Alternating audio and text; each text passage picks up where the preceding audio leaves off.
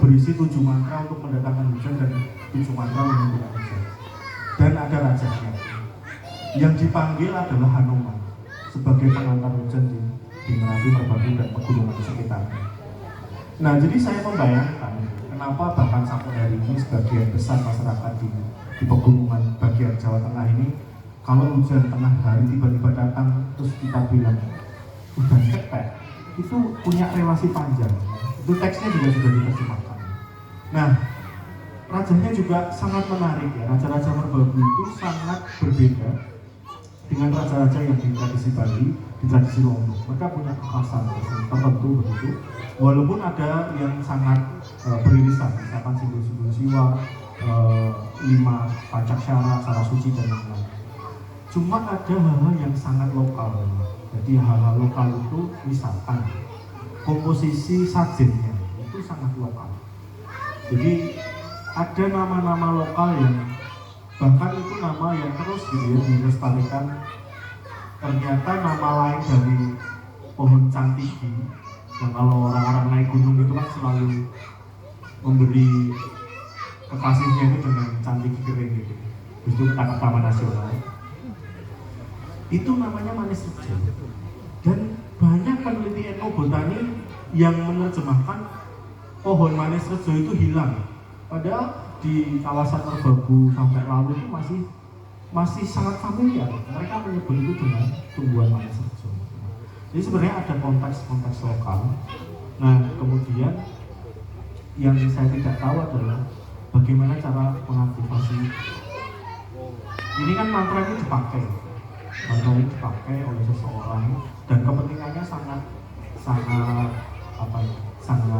ada yang sangat vertikal, ada yang sangat horizontal.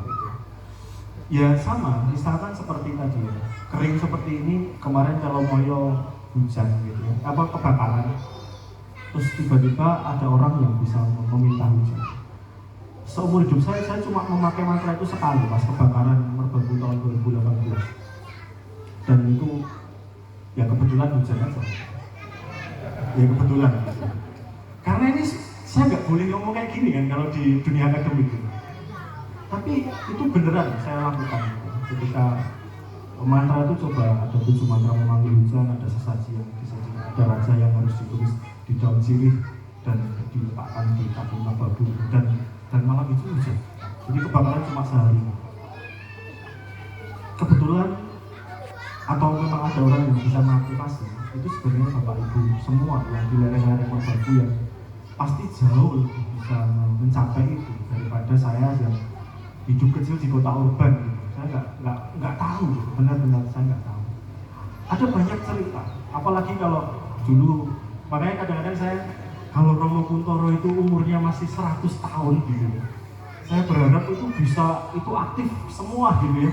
Seluruh alumni sastra Jawa itu bisa aktivasi mantra itu ya. Karena ada cerita, ya saya tutup dengan cerita. Ada dalang yang sangat terkenal, mungkin di teman-teman di Solo kenal, ada dosen pensiunan namanya Pak Bambang Suwarno. Itu dalang yang sangat terkenal.